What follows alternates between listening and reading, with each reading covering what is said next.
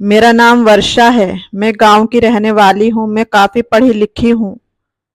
मेरा रिश्ता गांव के सरपंच के बेटे के साथ हो गया था। हमारे गांव के अलग अलग तरह के रिवाज थे जिन्हें फॉलो करना हमारे लिए बहुत जरूरी था। मैं बहुत परेशान थी कि मेरे साथ आज रात क्या होने वाला है, क्योंकि हमारे गांव का रिवाज था कि जो भी दुल्हन होती थी इसका फैसला मेरे ससुर गांव की पंचायत में ही करते थे, क्योंकि मेरे ससुर गांव के सरपंच थे और उनका फैसला पूरा गांव मानता था। और उस फैसले के बाद ही लड़की दुल्हन बनकर अपने कमरे में जाती थी। पंचायत के फैसले की वजह से उस दुल्हन को काफी खुशकिस्मत माना जाता था कि उसका रिश्ता पंचायत ने तय किया है। मेरी बहन भी दुल्हन के कपड़े पहने हुई थी और इंतजार कर रही थी। वह काफी नर्वस थी। कुछ देर पहले ही पंचायत ने उसे सतीश के लिए चुना था और ये फैसला मेरे ससुर ही किया करते थे। मेरे ससुर ने अपने छोटे बेटे के लिए मेरी बहन को चुना था। कुछ देर बाद मेरे ससुर आए और कहने लगे, चलो बेटी, अब तुम्हारी विदाई का वक्त आ गया। उस टाइम मेरी बहन की आंखों में आंसू थे। उसके चेहरे पर उदासी थी और वह मुझे बड़ी बेबसी से देख रही थी। मैं जानती थी कि वह शादी करके अपने ससुराल जाए। मैं अपने ससुर से कहा कि पिताजी प्लीज, अगर आप मुझे थोड़ा टाइम दे दो तो मैं अपनी बहन से कुछ बात कर लूं। मेरे ससुर ने कहा, बहू, तुम्हारी बहन विदा होकर तुम्हारे ही ससुराल जा रही है और तुम्हारी बहन देवरानी बन गई है। अब तुम दोनों बहनें सारी जिंदगी एक ही घर में रहकर आपस में बातें करती रहना। उन्होंने कहा कि चलो फिर भी ठीक है, तुम्हारे पास 5 मिनट का टाइम है, क्योंकि विदाई की रस्म भी करनी है। उसके बाद इसको लेकर घर चलना है। मेरे ससुर ये बात कहते ही चले गए। मेरी बहन मेरे गले लगकर फूट फूट कर रोने लगी थी। वह कहने लगी, दीदी प्लीज मुझे बचा लो, मैं ये सब कुछ नहीं करना चाहती। मुझे लगता है कि मेरे साथ भी वही सब होगा जो प्रिया के साथ हुआ था। अपनी बहन की ये बात सुनते ही मैं पुरानी बातों में खो गई थी और अपने बचपन की बातें सोचने लगी थी। प्रिया मेरी बेस्ट फ्रेंड थी। हम दोनों 18 साल के थे। हम दोनों की उम्र में ज्यादा फर्क नहीं था। प्रिया में और मेरी छोटी बहन राधिका, हम तीनों ही साथ खेला करते थे। मेरी छोटी बहन भी मुझे 2 साल छोटी थी। हम दोनों की उम्र में ज्यादा फर्क नहीं था। लोग कहते थे कि तुम दोनों जुड़वा बहनें लगती हो। प्रिया और मेरी उम्र में सिर्फ 3 महीने का फर्क था। हम दोनों आपस में बहनों की तरह रहते थे। हम दोनों फ्रेंड्स कम बहनें ज्यादा लगते थे। हम दोनों की बहुत पक्की दोस्ती थी। लेकिन अचानक एक सख्त मोड़ आकर हमारी जिंदगी को मोड़ कर रख दिया। प्रिया गांव की ही एक लड़के से मोहब्बत करने लगी थी। मेरी दोस्त को सतीश नाम के एक लड़के से प्यार हो गया था। चढ़ती जवानी थी और इसमें तो लड़का अपने होश खो बैठते हैं। प्रिया को यही लगता था कि उसकी शादी सतीश से ही होगी। मैं उसे समझाती थी कि गांव के रिवाज के आगे तो कभी किसी लड़की की नहीं चली, तो फिर तुम्हारी कैसे चलती। लेकिन प्रिया कहती थी कि तुम देखना, सतीश सबको मना लेगा। लेकिन मैं अच्छी तरह से जानती थी आज से पहले गांव में ऐसा कभी कुछ नहीं हो सका था। हमारे गांव में किसी भी लड़की की पसंद की शादी नहीं हुई थी, तो फिर प्रिया किस खेत की मूली थी। फिर एक दिन वही हुआ जब एक बार प्रिया छुपकर सतीश से मिलने के लिए जा रही थी और मैं प्रिया की हमराज बनकर उसकी मदद कर रही थी। तब अचानक गांव में ये बात फैल गई कि प्रिया और सतीश का अफेयर चल रहा है। गांव की किसी औरत ने उनको देख लिया था और इस बात की शिकायत सरपंच जी के पास तक पहुंच गई थी। जबकि सतीश तो गांव के सरपंच का ही बेटा था। प्रिया के पिता रिक्शा चलाते थे। सारे गांव में फेमस हो गया कि रिक्शा चलाने वाले रमेश की बेटी का अफेयर सरपंच जी के छोटे बेटे के साथ चल रहा है। ये सुनते ही प्रिया के घर वाले शोक में रह गए थे। प्रिया के पिता को तो हार्ट अटैक आ गया था, जिसकी वजह से वह इस दुनिया से चले गए। प्रिया ने सतीश से कहा था कि अब तुम ही मेरी जिंदगी बचा सकते हो। तुम सबको बता दो कि हम दोनों एक दूसरे से मोहब्बत करते हैं। तुम मेरे घर पर अपना रिश्ता लेकर आ जाओ। तुम्हारे पिता तो गांव के सरपंच हैं। वह सबका फैसला करते हैं, जरूर वह तुम्हारा फैसला भी रद्द नहीं करेंगे। सतीश कहने लगा, ठीक है। लेकिन उसके बाद ही धीरे धीरे सारे गांव में बदनामी हो गई और लोग उसके बारे में तरह तरह की बातें करने लगे।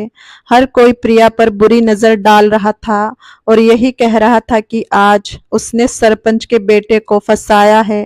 क्या पता इससे पहले भी इसने कहाँ कहाँ मुंह मारा होगा। दिन ब दिन प्रिया परेशान रहने लगी थी और सोचती थी कि वह दिन आएगा जब सतीश उसके यहाँ रिश्ता लेकर जाएगा, लेकिन सतीश ने ये सब नहीं किया। उसके बाद ही सरपंच जी ने फैसला किया कि पूरी बात पंचायत में रखी जाएगी, इसका फैसला तो पंचायत ही करेगी। उन्होंने पंचायत बिठाई और इन दोनों का फैसला करना चाहा। सतीश ने प्रिया से यही कहा था कि तुम देखना, मैं सारे गांव के सामने चिल्ला चिल्ला कर कहूंगा कि मैं प्रिया से प्यार करता हूं। इस बात पर तो प्रिया बहुत खुश हो गई थी और उसकी खुशी का ठिकाना नहीं था, लेकिन आखिरी वक्त पर तो सतीश ने पूरी बात ही पलट दी थी। हमें उम्मीद नहीं थी कि सतीश ऐसा भी कर सकता है। उसने गांव की पंचायत में सब लोगों के सामने ये झूठ बोल दिया था कि उसे प्रिया में कोई इंटरेस्ट नहीं है, ये तो प्रिया ही है जो उसके पीछे पड़ी हुई है। ये सब कुछ सुनकर तो मैं हैरान रह गई थी। मैं सतीश से कहने लगी, सतीश तुम्हें होश भी है, तुमने सब कुछ क्या कर दिया। मुझे लगा ये सब कुछ सतीश ने अपने पिता के डर से किया है, क्योंकि वह अच्छी तरह से जानता था कि उसका पिता गांव का सरपंच है और अमीर आदमी है। वह कभी ये नहीं चाहेगा कि उसके घर की बहू गरीब रिक्शा चलाने वाले की लड़की बने। मैंने सतीश से कहा कि तुमने अच्छा नहीं किया है, तुमने अपने ही प्यार को भरी पंचायत के सामने कैरेक्टरलेस ठहरा दिया है, सारे गांव वालों के सामने उसको जलील कर दिया। अब तुम ही उससे शादी करोगे। सतीश तो खामोश हो गया था और कहने लगा था कि अगर ये कैरेक्टरलेस है और इसको कोई नहीं मिलेगा तो मैं उससे शादी करने के लिए तैयार हूँ। लेकिन ये बात भी सच है कि मैं प्रिया में कोई इंटरेस्ट नहीं रखता, यही मेरे लिए पागल है। लेकिन ये ख्याल मेरा गलत साबित हुआ था कि गांव के सरपंच अपने बेटे की शादी एक रिक्शा चलाने वाले इंसान की बेटी के साथ नहीं करवा सकते। उन्होंने तो सतीश का रिश्ता प्रिया के साथ पंचायत में फिक्स कर दिया था, लेकिन अब प्रिया को ना जाने क्या हो गया था। उसे तो इस बात की खुशी होनी चाहिए थी, मगर वह तो सतीश के लिए पुराने वाले जज्बाती नहीं रखती थी। उसका दिल बुरी तरह से टूट चुका था और वह चाहती थी कि उसकी शादी ना हो, लेकिन गांव वालों ने प्रिया के साथ जबरदस्ती की थी। प्रिया अपने मरे हुए दिल के साथ दुल्हन बनी बैठी थी। मैंने उसे तसल्ली दी कि तुम देखना, सतीश तुम्हारे साथ कुछ भी कभी गलत नहीं करेगा, वह तुम्हें शादी के बाद बहुत खुश रखेगा। वह कहने लगी, वर्षा प्लीज मेरी शादी मत करवाओ, मैं मर जाऊंगी, अपनी जान ले लूंगी, लेकिन कभी भी सतीश को अपने करीब नहीं आने दूंगी। मैं प्रिया को लाख समझाया कि ऐसी गलती कभी भी मत करना, क्या पता सतीश को अपनी गलती का एहसास हो गया हो सकता है पहले उसने अपने पिता के दबाव में आकर पंचायत के सामने सब कुछ कह दिया हो सकता है शायद आज वह तुमसे माफी भी मांग ले, फिर तुम दोनों ही हंसी खुशी जिंदगी गुजारने लगोगे। लेकिन फिर प्रिया कहने लगी कि ऐसा तो कभी नहीं हो सकता, वर्षा मैं सतीश को कभी भी माफ नहीं करूंगी। मैं प्रिया के पास बैठी हुई थी और प्रिया को दूसरे कमरे में ले गए थे। कुछ देर बाद इस कमरे में सतीश भी चला गया। थोड़ी देर के बाद जब सतीश कमरे से बाहर आया तो वह बुरी तरह से रो रहा था। सब लोग परेशान हो गए। अभी तो मेरे दोस्त की विदाई भी नहीं हुई थी, वह भी अपने घर पर ही थी और सतीश ने एक अजीब हंगामा खड़ा कर दिया था। वह कमरे से बाहर निकलते ही रो रहा था। सब लोग उसे देखकर परेशान हो गए थे कि ना जाने क्या हो गया। मेरी बहन और मैं उस दिन प्रिया की शादी में उसके घर आए हुए थे। हम दोनों भी एक साथ उस तमाशे को देख रहे थे। सारे लोग सतीश से पूछने लगे कि बताओ क्या हो गया, बताओ तो सही। सतीश तो बस रोए चले जा रहा था और कहने लगा कि मुझे कुछ नहीं पता, मेरा इस सब में कोई कसूर नहीं, आप सब अंदर जाकर खुद ही देख लो। जैसे ही सबने प्रिया को देखा तो उसका शरीर लाचार हालात में बेड पर पड़ा हुआ था, जबकि उसकी हालत देखकर ऐसा लग रहा था जैसे किसी ने उसको मारने की कोशिश की है। सारे ही लोगों का शक सतीश पर जा रहा था, लेकिन सतीश मेरे करीब आया और कहने लगा, देखो वर्षा, तुम तो जानती हो ना कि मैं कुछ ऐसा नहीं कर सकता। मैं तो प्रिया से बहुत प्यार करता था। मुझे प्रिया की सारी बातें याद आने लगी थी। जो कुछ भी मुझे प्रिया ने कहा था, वह हमेशा यही कहती थी कि वह सतीश से शादी नहीं करना चाहती थी। हालांकि पहले उसने जिद बांधी हुई थी कि वह सतीश से शादी करके ही रहेगी, लेकिन जब से पंचायत वाली बात हुई थी, शायद सतीश उसके दिल से निकल गया था। उसने कहा कि अगर मेरी शादी अब सतीश के साथ हुई तो मैं अपनी जान दे दूंगी, लेकिन अपनी जिंदगी कभी भी सतीश के नाम नहीं करूंगी। मुझे भी यही लग रहा था कि सतीश ठीक कह रहा है। उसने कुछ नहीं किया, प्रिया ने खुद ही अपनी जान ले ली। सरपंच जी ने भी कहा था कि इसमें मेरे बेटे का कोई कसूर नहीं, मेरा बेटा किसी की जान नहीं ले सकता। वह तो इस लड़की से शादी कर रहा था, पर अब सब ने फैसला किया था कि प्रिया का अंतिम संस्कार कर दिया जाए। लेकिन अब पंचायत की रिवायत के हिसाब से अब सतीश की शादी गांव के किसी दूसरे लड़की के साथ होनी थी, क्योंकि जिस भी लड़का या लड़की की शादी पंचायत फिक्स करती थी और शादी का होना बहुत ज़रूरी होता था और उस शादी को कोई टाल नहीं सकता था। लेकिन ये बात सुनकर तो सतीश अपनी बात पर डट गया था। सतीश ने चिल्ला चिल्लाकर कहा कि नहीं, मैं किसी से शादी नहीं करना चाहता। मेरी जिंदगी में सिर्फ और सिर्फ प्रिया थी और मैं प्रिया से ही प्यार करता था। मैं प्रिया के अलावा किसी दूसरी लड़की के बारे में सोच भी नहीं सकता। मेरी शादी होगी तो प्रिया से ही होगी। उसकी बातों से तो लग रहा था जैसे वह पागल हो गया है, क्योंकि वह पागलों के जैसा ही रिएक्ट कर रहा था। और उसके पिता ने उसे समझाया था कि तुम ऐसा मत करो। सबने ही एक तरफ होकर एक फैसला किया था और फिर फैसला होना भी बहुत जरूरी था। आखिर वह गांव के सरपंच का बेटा था और वह फैसला यही था कि सतीश की शादी हो जाए। गांव में कोई भी इंसान अपनी बेटी सतीश को देने के लिए आसानी से तैयार हो जाता। तभी अचानक सतीश के पिता की नजर मुझ पर पड़ गई, लेकिन फिर उन्होंने अपनी नजर चुरा ली, क्योंकि सरपंच जी के बड़े बेटे शांतनु की पत्नी थी। मैं जो शहर में नौकरी करने के लिए गया हुआ था और वह महीने में 2 बार ही घर पर आता था, वह सतीश से 5 साल बड़ा था और बहुत ज्यादा स्मार्ट था। मैं भी बहुत सुंदर थी और मेरे पिता सरपंच जी के यहाँ पर मुंशी का काम करते थे, इसलिए उन्होंने मुझे अपने बड़े बेटे के लिए पहले से ही पसंद किया हुआ था और जल्दी ही कम उम्र में मेरी शादी शांतनु के साथ हो गई थी। मेरी और शांतनु की शादी को अभी 2 महीने ही हुए थे, इसलिए वह ये फैसला तो नहीं कर सके। लेकिन उसके बाद उनकी नज़र मेरी 16 साल की बहन राधिका पर चली गई। मेरी बहन ने जैसे ही देखा कि सरपंच जी उसे गौर से देख रहे हैं, उसने फौरन ही मुझे देखना शुरू कर दिया। वह कहने लगी, दीदी आप मुझे बचा लो, ये लोग मेरे साथ ऐसा कुछ भी नहीं कर सकते। भला प्रिया दीदी की जगह मैं कैसे ले सकती हूँ, और अगर सतीश ने मेरे साथ भी ऐसा कर दिया तो मैं कहाँ जाऊंगी। मैंने अपनी बहन को समझाया कि इस सब में सतीश की कोई गलती नहीं है, उसने कुछ नहीं किया। प्रिया तो सतीश से खुद ही शादी नहीं करना चाहती थी। तुम सतीश से शादी कर लो, तुम्हारे भाग्य जाग जाएंगे।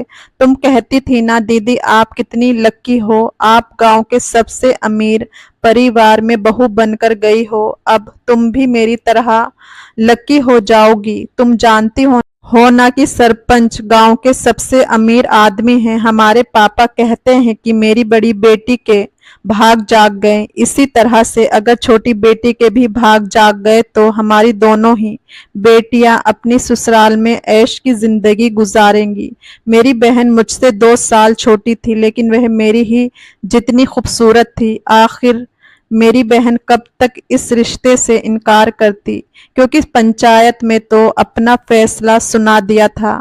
मेरे माता पिता को भी इस रिश्ते से कोई ऐतराज नहीं था। मेरी बहन को दुल्हन बना दिया गया था और विदा करके मैं अपनी बहन को अपने ससुराल ले आई थी। मेरे ससुराल में कोई भी नहीं था, सिर्फ ससुर, मेरा पति और देवर ही था। अपनी बहन को दुल्हन बनाकर मैं उसको सतीश के कमरे में ले गई थी, लेकिन वह बहुत डर रही थी और यही कह रही थी कि अगर कुछ हो गया तो मैं क्या करूंगी। वह कह रही थी कि मैं सतीश को कभी भी अपने करीब नहीं आने दूंगी। अगर उसने मुझसे मार दिया, मेरे साथ कुछ कर दिया तो मैं कहाँ जाऊंगी और किसी को कैसे पता चलेगा कि सतीश ने मुझे मार दिया। सबको यही लगेगा कि मैं ही अपनी जान ले ली। जैसे सबको प्रिया दीदी के बारे में ही ऐसा लग रहा है कि उन्होंने खुद ही अपनी जान ले ली है। सतीश को तो कोई भी कुछ नहीं कह रहा। मैं अपनी बहन की बात मान ली और उससे कहा कि अच्छा चलो ठीक है, मैं तुम्हारे साथ इस कमरे में छुप जाती हूँ, फिर मैं देख लूंगी कि सतीश तुम्हारे साथ क्या करता है।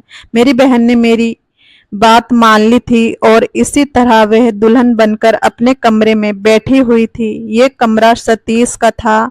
मैं भी उस कमरे में कोने की तरफ को छुप कर बैठ गई थी ताकि किसी को दिखाई ना दे सकूं। मैं सतीश का इंतजार कर रही थी।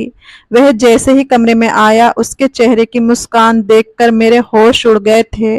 मुझे ऐसा लग रहा था जैसे मेरे सामने कोई चालबाज इंसान खड़ा हुआ है जो अपनी जीत का जश्न मना रहा है और अब आगे बढ़ रहा है और अपनी जीत की ट्रॉफी को हासिल कर रहा है। सतीश मेरी बहन को इस तरह से देख रहा था जैसे यही तो उसका मकसद था।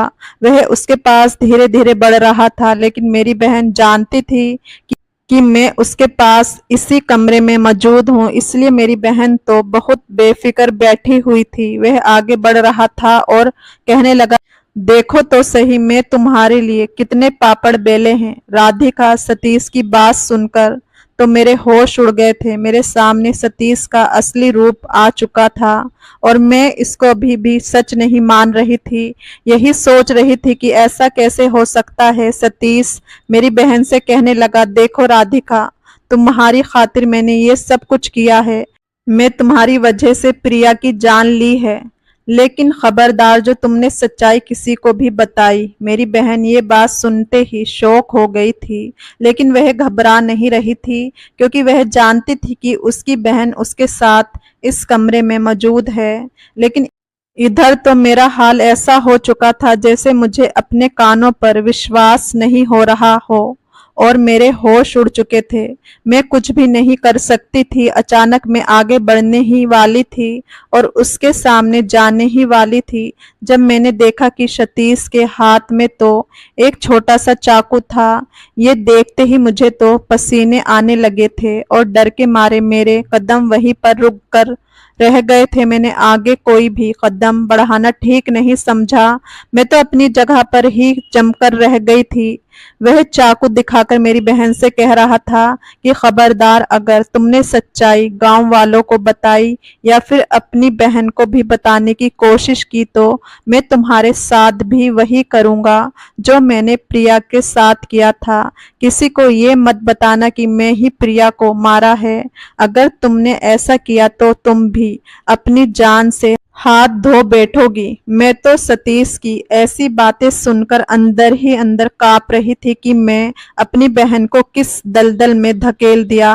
वह बेचारी तो ठीक कह रही थी। अगर मैं चाहती तो अपने ससुर से कह सकती थी कि मेरी बहन को बलि का बकरा मत बनाओ। गांव में बहुत सारी लड़कियां हैं, आखिर आपको मेरी ही बहन क्यों पसंद आई, लेकिन मैं तो अपनी ही तरह अपनी बहन के भाग जगाने के लिए ऐसा किया था, क्योंकि मेरा पति तो बहुत अच्छा था और मुझे बहुत प्यार करता था।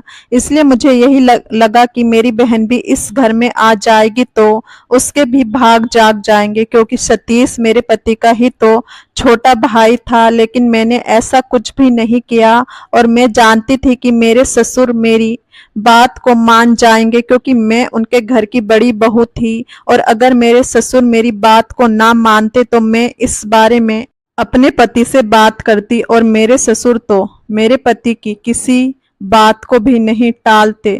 फिर तो कोई ना कोई फैसला उनको सुनाना ही था। पर मैंने तो कुछ भी नहीं किया था और अपनी बहन को यहाँ लाकर फंसा दिया था। मुझे यही लगता था कि सतीश सच कह रहा है, क्योंकि प्रिया तो यही सब कहती थी कि वह खुद ही अपनी जान ले लेगी मगर सतीश से शादी नहीं करेगी। पर मैं तो बहुत बड़ी कंफ्यूजन का शिकार हो गई थी कि अगर प्रिया ने सुसाइड नहीं की तो फिर सतीश ने उसकी जान क्यों ले ली। ऐसी क्या वजह है जिसकी वजह से सतीश ने उसे मार दिया, और उसके साथ वह सब कैसे किया।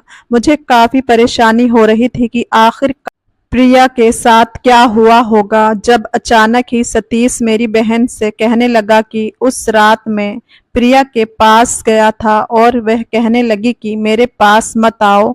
वह बार बार यही कह रही थी कि मेरे करीब मत आओ। मुझे उसकी इस बात से गुस्सा आ गया। मैंने उसे कहा कि मैं तुम्हारे पास बिल्कुल भी नहीं आऊंगा, लेकिन तुमने सारे गांव वालों के सामने, बल्कि मेरे पिता के सामने मेरी बहुत इंसल्ट करवाई। तुमने ऐसा करके बिल्कुल भी अच्छा नहीं किया। तुम्हारी जैसी ना जाने कितनी लड़कियां इस गांव में मौजूद हैं। लेकिन प्रिया मेरी ये बात सुनकर हैरान हो गई थी और कहने लगी कि एक बार मुझे सही सलामत इस कमरे से बाहर जाने दो, फिर देखना कि मैं सबको तुम्हारी सच्चाई बता दूंगी कि तुमने मुझे धोखा दिया, तुमने मुझे अपने प्यार के जाल में फंसाया और अब तुम कहते हो कि मैं तुम्हारी इंसल्ट करवाई है। मैं तुम्हें इस पूरे गांव में बदनाम कर दूंगी। काश प्रिया मुझे ये सब ना कहती तो मैं उसके साथ वह सब भी ना करता। उसने सब कुछ कहा तो मैं मजबूरन उसे मार दिया, जिसकी वजह से मैं प्रिया की कलाई पकड़ी थी और फिर एक ही झटके में चाकू से उसकी कलाई को काट दिया और उसके बाद प्रिया के पूरे शरीर से जान निकल गई। पर मैं नहीं चाहता था कि किसी को भी मेरी सच्चाई कभी पता चले, इसलिए मैंने वह सब ड्रामा किया था और रोते हुए बाहर जाकर उन सबको ये यकीन दिलाया था कि प्रिया ने अपने साथ ही ये सब कुछ किया। मैं सतीश का एक घिनौना सच जानकर हैरान हो गई थी। मेरी बहन की भी यही हालत थी, वह तो डर के मारे रो रही थी। मैं देख रही थी कि मेरी बहन का पूरा शरीर कांप रहा है, क्योंकि उसे डर लग रहा था। मेरा दिल भी पत्थर का बन चुका था। मैं नहीं चाहती थी कि मेरी बहन के साथ भी कुछ गलत हो जाए। मैं कब तक चुप रहती, पर सतीश कहने लगा कि देखो तुम्हारी बड़ी बहन भी बहुत ही मासूम है।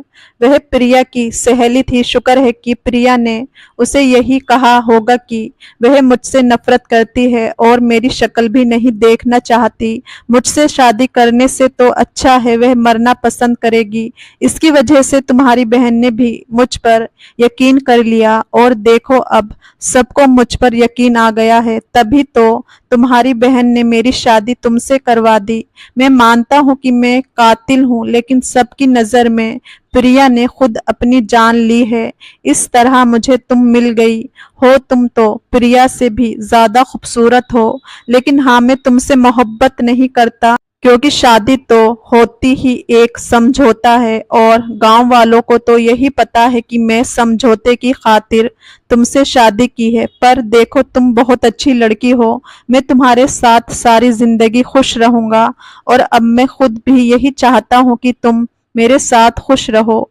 तुम ये सारी बातें भूल जाओ। अगर मैं चाहता तो मैं तुम्हें कुछ भी नहीं कहता, लेकिन मैं चाहता था कि मैं तुमसे अपना रिश्ता शुरू करने से पहले ही सारी सच्चाई के बारे में बता दूं, ताकि हमारे आगे आने वाली जिंदगी आसानी से गुजर सके। मेरी बहन सतीश से कहने लगी कि नहीं, मैं तुम्हारे साथ जिंदगी नहीं गुजार सकती।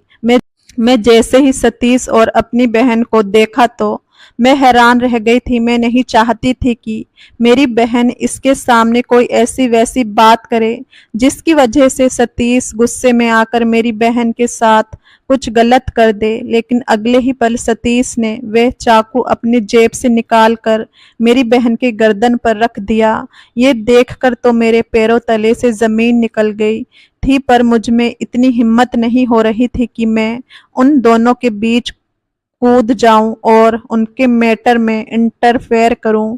इसलिए मैं अभी भी खामोश अपनी जगह पर ही खड़ी हुई थी।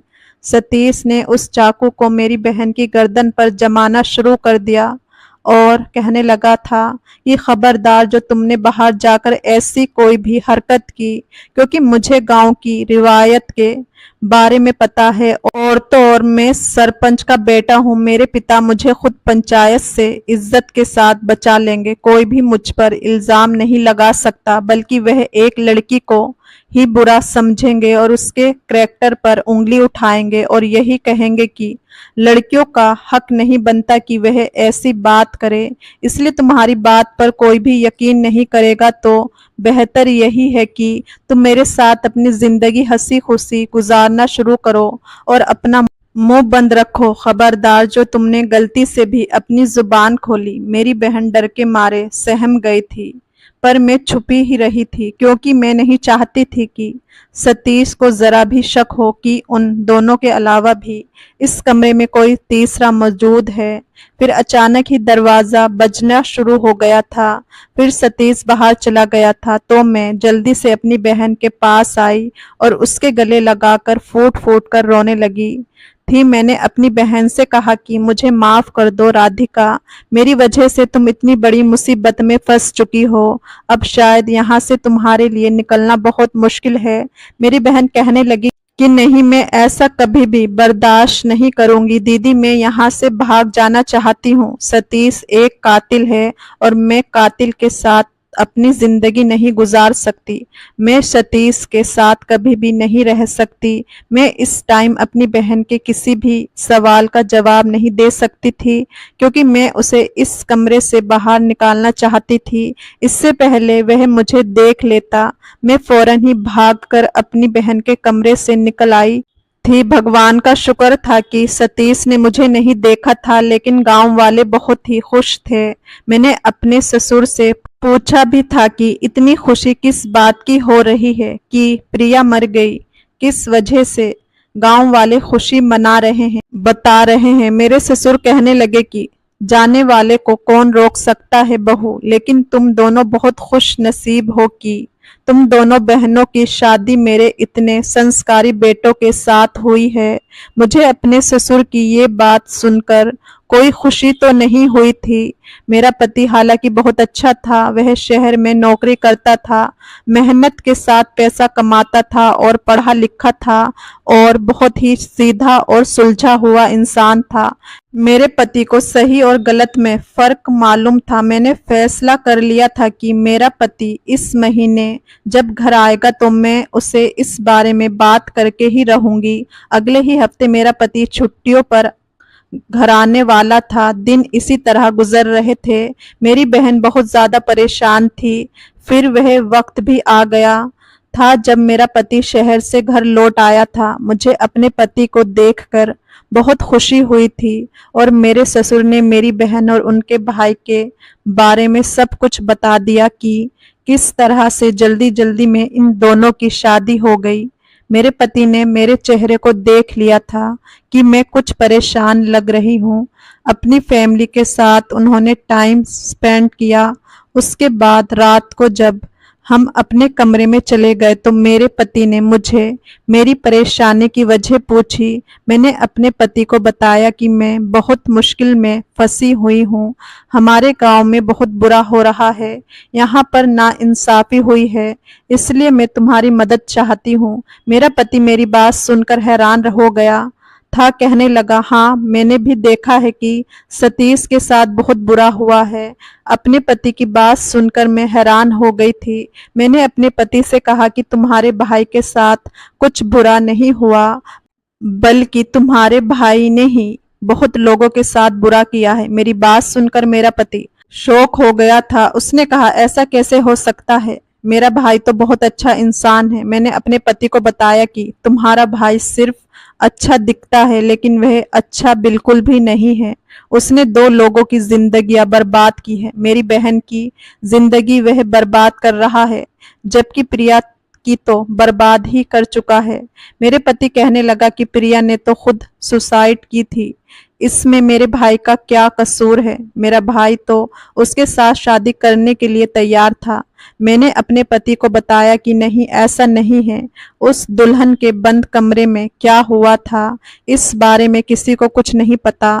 वह दुल्हन बनकर शादी हॉल के कमरे में बैठी हुई थी, लेकिन वहां पर ना जाने क्या क्या हो गया था, इस बारे में किसी को कुछ नहीं पता। मेरा पति ये बात सुनकर कहने लगा कि फिर तुम्हें सारी सच्चाई कैसे पता? ये सुनते ही मैंने उससे कहा कि मुझे सारी सच्चाई पता चल गई, क्योंकि मैं अपनी बहन के साथ शादी की पहली रात उसके कमरे में चली गई थी, छुप कर खड़ी हो गई थी। मैंने तुम्हारे भाई की सारी बातें सुन ली थी। वह मेरी बहन को बता रहा था कि उसने किस तरह से प्रिया का मर्डर किया था। मेरा पति तो ये बात सुनकर बहुत हैरान रह गया था। मैंने उसे बारी बारी सब कुछ बता दिया था।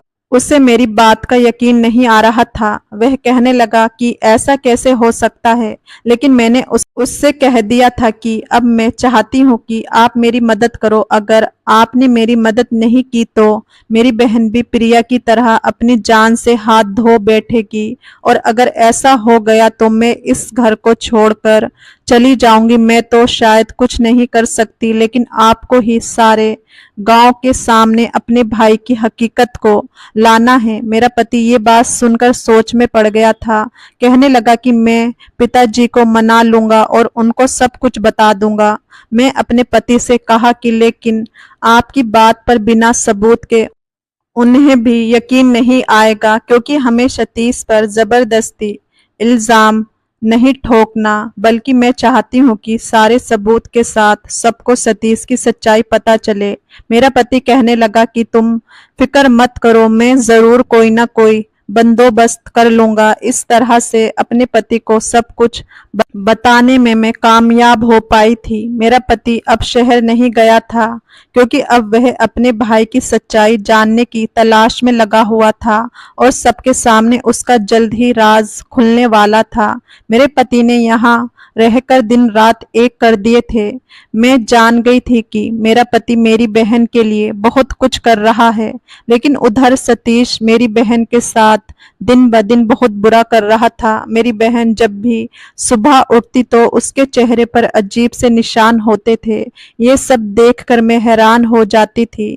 जब एक दिन मैंने उसकी कलाई देखी तो उसकी कलाई बुरी तरह से झुलसी हुई थी। मैंने उससे पूछा कि ये सब कुछ क्या है, तो मेरी बहन ने रोते हुए मुझे बताया कि दीदी, सतीश रोज अपने कमरे में बैठकर सिगरेट पीता है, और जहां उसका मन करता है मेरे शरीर के किसी भी हिस्से पर वह सिगरेट को लगा देता है। मैं बुरी तरह से चिल्लाती रहती हूँ। कल रात उसने मेरी कलाई पर सिगरेट लगा दी थी, जिसकी वजह से मेरे हाथ पर ये जले हुए निशान हो गए। मेरी बहन रो रो कर मुझे बता रही थी कि सतीश ये सब कुछ जानबूझकर करता है। वह हर रोज जानवर की तरह मेरी बहन को मारता है। ये सारी बातें सुनकर तो मेरे होश उड़ जाते थे कि कोई इंसान इतना बुरा कैसे हो सकता है कि सामने वाले पर इतना अत्याचार करे। मुझे दिन ब दिन सतीश पर बहुत गुस्सा आता था, लेकिन अब मेरी बर्दाश्त से बाहर हो गया था। इसी वजह से मैं कदम उठाया था। मैं इस टाइम सतीश के पास चली गई और उससे कहने लगी कि देखो, मुझे तुम्हारी सच्चाई पता चल गई है कि तुम कितने गंदे और घटिया इंसान हो। मैं जानती हूँ कि तुमने ही मेरी दोस्त को मार डाला था। मैंने इतना ही कहा था कि सतीश ने फौरन ही कमरे का दरवाजा बंद कर दिया और मुझे अजीब नजरों से देखने लगा था। मुझे उसकी आंखों में एक जानवर नजर आ रहा था। मेरा दिल जोर जोर से धड़क रहा था कि अब ना जाने मेरे साथ क्या होगा। सतीश कहने लगा कि जब सारी सच्चाई तुम भी जान गई हो और तुम्हारी बहन भी जानती है, तुम्हारी बहन को तो मैं ठीक कर दूंगा, लेकिन तुम बहुत टेढ़ी चीज हो, तुम्हें ठिकाने लगाकर ही रहूंगा। आज तो मुझे बहुत अच्छा मौका मिल गया है, मैं तुम्हें सबक सिखाऊंगा।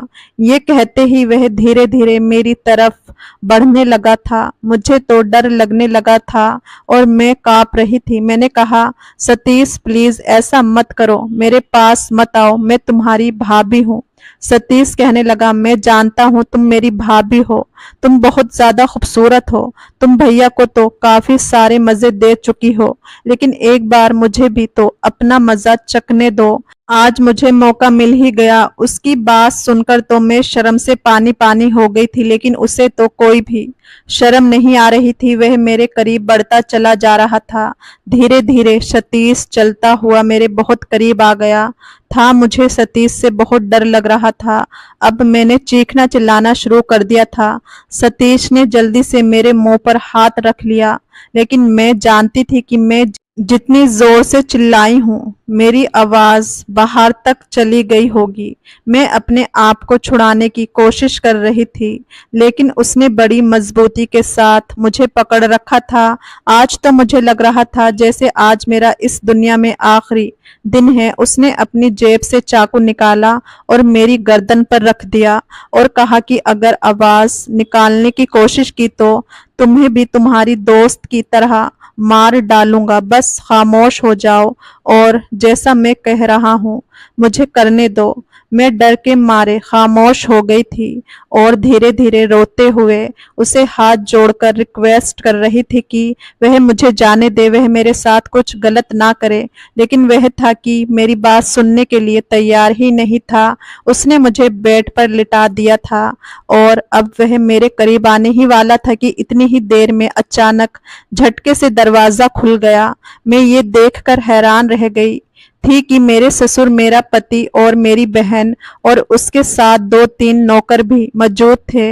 वह सब मेरे देवर के कमरे में घुस आए और मेरे ससुर ने आते ही सबसे पहले मेरे देवर का गिरेबान पकड़ लिया। मेरे पति ने जल्दी से मुझे संभालने की कोशिश की। मैं बहुत ज्यादा डरी हुई थी। मैं अपनी बहन से लिपटकर रोने लगी और मेरे ससुर सतीश को बुरी तरह से मार रहे थे। सतीश हाथ जोड़कर मेरे ससुर से माफी मांग रहा था। मेरे ससुर ने देर नहीं की और फौरन पुलिस को कॉल की। सतीश मेरी दोस्त का कातिल था। इस जुर्म में मेरे ससुर उसे अरेस्ट करवाना चाहते थे। मेरे ससुर ने सतीश को इतनी बुरी तरह से मारा था कि उसके मुंह से भी खून आने लगा था, क्योंकि मेरे ससुर गांव के सरपंच जरूर थे, लेकिन कभी भी उन्होंने गांव के लोगों के लिए कुछ गलत नहीं किया था। मेरे ससुर एक बहुत अच्छे और ईमानदार आदमी थे, तभी तो गांव के सारे लोग उनकी इज्जत किया करते थे और पूरा गांव उनके फैसले का मान करता था। मेरे ससुर ने अपने बेटे को पुलिस के हवाले कर दिया, लेकिन ये सब कुछ हुआ कैसे और किस तरह से, ये मेरी समझ नहीं आ रहा था। मैंने इस बारे में अपने पति से पूछा, क्या आपको किस तरह से पता चला कि सतीश कमरे के अंदर मेरे साथ ही सब कुछ कर रहा है? मेरे पति ने बताया कि जिस दिन तुमने मुझे सारी सच्चाई बताई थी, मुझे तभी अपने भाई पर शक हो गया था। तुमने कहा था कि तुम्हें अपने भाई के लिए सबूत की जरूरत होगी, तभी हम उसकी सच्चाई सबके सामने ला सकेंगे। तुम शायद भूल गई हो कि इस दुनिया में टेक्नोलॉजी से भी लोगों का पर्दाफाश किया जा सकता है। सतीश कल रात अपने कमरे में नहीं था, वह घर से बाहर गया हुआ था। मैं राधिका के पास उससे बात करने के लिए आया था।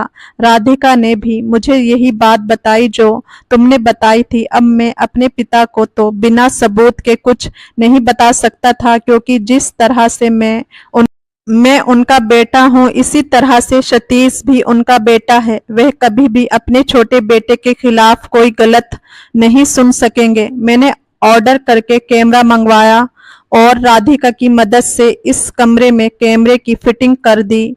मैं देखना चाहता था कि राधिका के साथ सतीश रात को किस तरह से जुल्म करता है, लेकिन रात होने से पहले ही तुम सतीश के कमरे में आ गई और सतीश तुम्हें अपना निशाना बनाने लगा। वह तुम्हारे साथ इस बंद कमरे में जो कुछ भी कर रहा था, मैं उसे अपने मोबाइल पर देख रहा था। मैं फौरन ही भागता हुआ अपना मोबाइल लेकर पिताजी के पास गया और उन्हें सब कुछ दिखा दिया। हम दोनों ही ये सब कुछ मोबाइल पर देख रहे थे जो तुम्हारे साथ सतीश कर रहा था। हमने ये सब कुछ खामोशी से होने दिया। सतीश ने जब तुम्हारे करीब आने की कोशिश की तो मेरी बर्दाश्त से बाहर हो चुका था। इससे पहले सतीश तुम्हें कोई नुकसान पहुंचाता, मैं और पिताजी हमने पूरी जान लगाकर दरवाजे को तोड़ दिया और इसी तरह से पिताजी के सामने सबूत के साथ सतीश की सारी हकीकत सामने आ गई थी। अब राधिका को कोई नुकसान नहीं पहुंचा सकता। राधिका सतीश का अरेस्ट होने से बहुत खुश हुई थी। सतीश के अरेस्ट होने से बहुत खुश हुई थी। हम सब लोग बहुत खुश थे, लेकिन मेरे ससुर वह बहुत ज्यादा अफसोस में थे। मेरे ससुर को सबसे ज्यादा इस बात का शौक था कि वह इतने ईमानदार इंसान हैं। उन्होंने अपने बच्चों की परवरिश बहुत ईमानदारी के साथ की और उन्होंने हमेशा लोगों का भला करना सिखाया। लेकिन सतीश किस पे चला गया था? सतीश बहुत ज्यादा बिगड़ गया था, जिसकी वजह से उसने लड़कियों का इस्तेमाल करना शुरू कर दिया था। वह उन्हें प्यार के झांसे में फंसाकर उनका इस्तेमाल करता था। सतीश की सच्चाई मेरी दोस्त प्रिया को पता चल गई थी, तभी तो वह शादी से इनकार कर रही थी और जब उसने कहा कि वह सारी हकीकत गांव वालों को बता देगी तो सतीश ने उसका मर्डर कर दिया। लेकिन मेरी बहन के लिए सतीश काफी सीरियस था। अगर वह सीरियस था तो उसके साथ खुशी खुशी जिंदगी गुजार सकता था, लेकिन उसने ऐसा नहीं किया। मेरी बहन सतीश के साथ नहीं रहना चाहती थी। सतीश ने मेरी बहन के साथ जानवरों के जैसा सलूक करना शुरू कर दिया। सतीश को मर्डर के आरोप में बहुत लंबी सजा हुई थी, लेकिन मेरे ससुर और पति का कहना था कि वह कभी भी सतीश को माफ नहीं करेंगे। मैं अपनी बहन के लिए गांव के एक लड़के को तलाश करके अपनी बहन की शादी उसके साथ कर दी थी। राधिका अपनी जिंदगी में उस लड़के के साथ बहुत खुश है। कुछ महीनों बाद मेरे ससुर ये सदमा बर्दाश्त ना कर सके, क्योंकि मेरे ससुर बहुत इज्जतदार आदमी थे। उनके लिए बहुत बड़ी बात थी कि उनका बेटा कातिल है। उन्हें लगता था कि सारे गांव के सामने उनके बेटे ने उनकी इज्जत को मिट्टी में मिला दिया, क्योंकि गांव में सभी लोगों के सामने मेरे देवर की सच्चाई खुलकर आ गई थी। मेरे ससुर धीरे धीरे बीमार रहने लगे और एक दिन ऐसा हुआ कि वह इस दुनिया को छोड़कर ही चले गए। कुछ माता पिता ऐसे होते हैं जो अपने बच्चों को सीधी राह पर चलाना चाहते हैं, लेकिन अगर बच्चा बिगड़ जाए तो माता पिता टूट कर रह जाते हैं। सतीश की वजह से इतना सब कुछ हो गया था। सतीश को तो जेल जाने के बाद उसके किए की सजा मिल गई थी। मैं अपने पति के साथ अब बहुत खुश हूँ। मेरा पति बहुत अच्छा इंसान है। उसने मेरा बहुत साथ दिया और मेरी बहन भी अपनी ससुराल में बहुत खुश रह रही है। अब मेरे पति गांव के सरपंच हैं, क्योंकि गांव वालों ने मेरे ससुर के ईमानदारी देखते हुए मेरे पति को गांव का सरपंच बना दिया। अब मेरे पति गांव के सारे फैसले करते हैं और हम लोग बहुत ही खुशी खुशी जिंदगी गुजार रहे हैं। दोस्तों, उम्मीद करती हूँ आपको हमारी कहानी पसंद आई होगी। कहानी पसंद आई हो तो अच्छे अच्छे कमेंट करके जरूर बताएं। वीडियो को लाइक करें, चैनल को सब्सक्राइब जरूर करें। धन्यवाद।